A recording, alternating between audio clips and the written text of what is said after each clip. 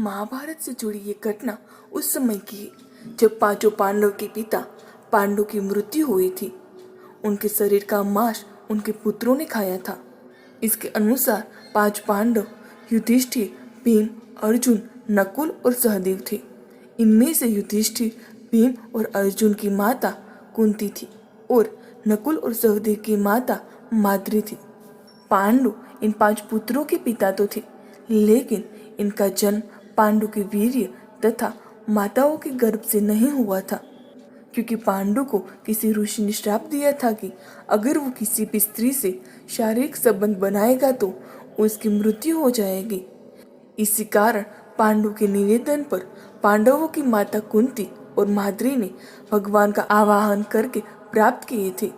इसके बाद जब पांडु की मृत्यु हुई तो उनके मृत शरीर का मांस पांच भाइयों ने मिलकर खाया था।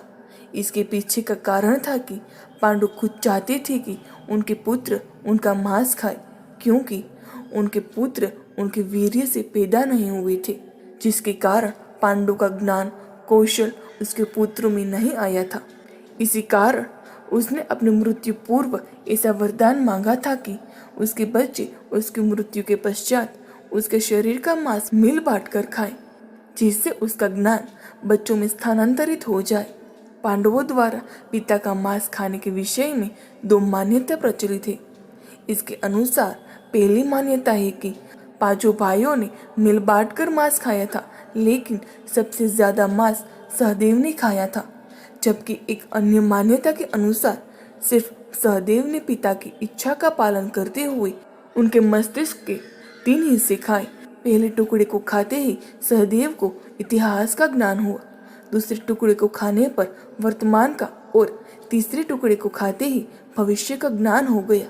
सबसे बड़ा यही कारण है कि सहदेव अपने सभी भाइयों में सबसे अधिक ज्ञानी था। साथ ही वह भविष्य में होने वाली घटनाओं को भी देख लेता था। सहदेव के भविष्य जानने के कारण उसने महाभारत का युद्ध देख लिया था। इसी कारण श्री कृष्ण को डर था कि वो और किसी से यह राज न बता दे। इसी कारण श्री कृष्ण ने सहदेव को यह श्राप दे दिया था कि अगर वह किसी से यह बात बोलेगा तो उसकी मृत्यु हो जाएगी। इसी कारण उसने किसी को यह बात नहीं बताई थी।